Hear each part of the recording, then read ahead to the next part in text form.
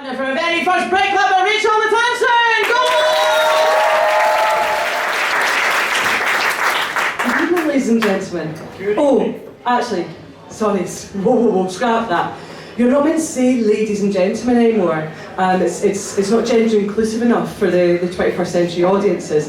To be fair, I always had a bit of an accuracy issue with ladies anyway.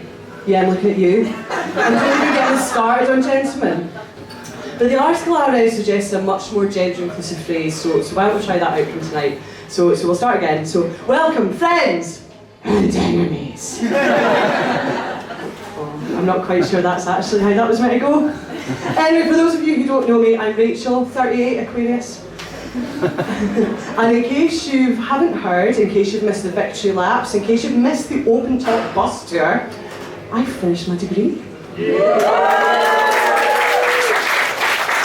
I will shortly be graduating as a qualified social worker. And actually I wrote the set a few weeks ago before I had my results, and that was the line that I went, oh, have you jinxed it? But actually, it's all good, folks. Got a first. Got a first. And I know what you're all thinking, these comedy skills, Rach, they're going to be dead handy in social work. But actually, you'd be surprised how much I laugh at work. And it's mostly proof, yeah? So, one of the things that I've done over this past year at uni is apply for something called the Your Dundee Plus Award. And it's this thing that students apply to, and it's to kind of talk about their time at university, but to boost employability and to kind of boost their CV stuff. And they like to write to what they call the STAR model. So the S is situation, so you describe the situation that you're in. The T is task, so you describe the task that you had to undertake. You talk about what actions you took for the A, and then you talk about the result of those. And it's one of these things that it's anyone from any discipline can enter. However, it is run by the career service, and that gives it a definite kind of businessy, worky, kind of jobby tone about it. Oh no, sorry, I don't mean about the jobby. It's not jobby. It's a really, really good thing. It gets people to reflect on their experiences and apply that to the workplace. It's not a jobby, I'm a jobby. And now I'm standing up here with a microphone and I'm saying I'm a jobby. First class honours degree right here. So anyway, I was thinking about it and I looked at the categories and one of them was about professionalism, motivation and communication. And the hint for something to write about was write about the time that you gave someone excellent customer service. And I thought, well, we don't really have customers in social work.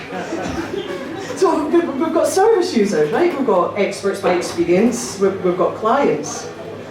But we do kind of give them customer service. And there was one incident that kept coming back to my head, and it was from when I was on placement, and I'm working in criminal justice, and I had to breach someone for failing to attend an appointment. And it's a really, really shit part of the job, report somebody to the police.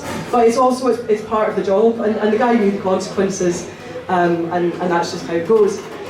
But I was also really worried about him, because social workers were killing me. So I wanted to check he was alright. So I decided just to pop round to his house. So I quickly let the office know that that's what I was doing. Drove round, shut the door, absolutely delighted because the guy's in. Less delightful was the fact that he was completely off his face.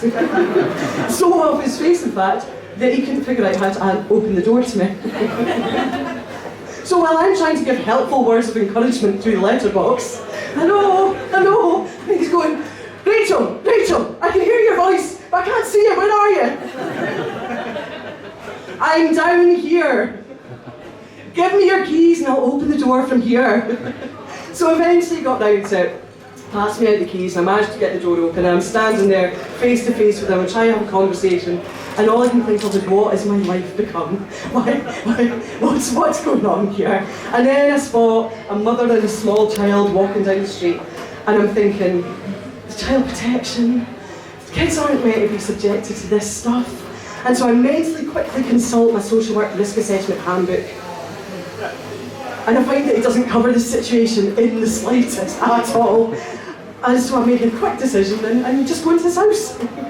So then we're sitting in his house and I'm trying to have the conversation and tell him that he's going to be arrested. And he's got that kind of, well, we'll say glazed look about him. And I thought, oh, you're not going to remember this. But I didn't have any paper on me to leave a note, and I didn't want to go back out to my car and get the whole rigmarole of getting back into the house again.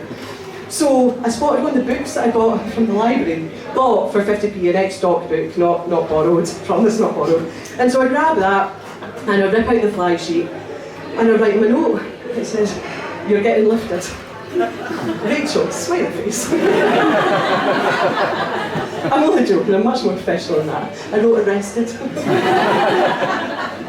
Anyway, fast forward a week in our next appointment, and he turns up, and he says, "Thank you for the note." He says that it really helped him get his head in the right space for being arrested. He was able to let his partner know.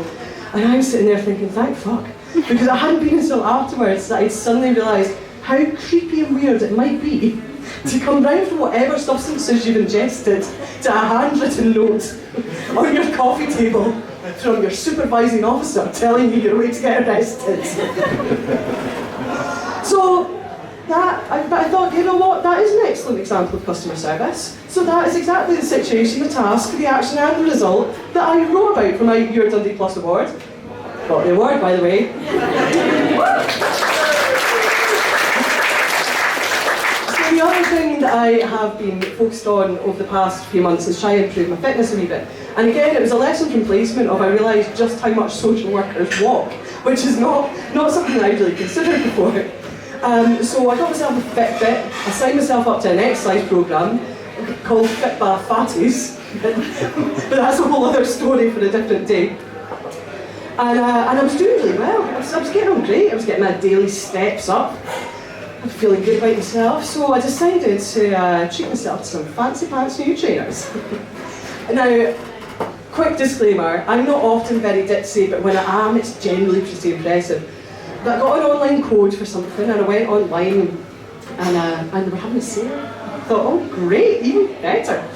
So I found a really unusual looking pair of trainers. I thought, oh yeah, they look like just the thing. They were really quirky and I just couldn't quite put my finger on it. So, click, click, click, yeah, hell yeah, get me those. And thought, dead excited waiting for them to arrive. So on the edge of the seat, are they going to arrive today? No. So eventually they did, and I know that online shopping gets quite a bad reputation for like bad sizing, cheap fabrics, but I think, and I'll show you the picture now, I think it's quite fucking clear that these shoes have no fucking toes. Absolute bargain, £35 for a pair of trainers with no toes.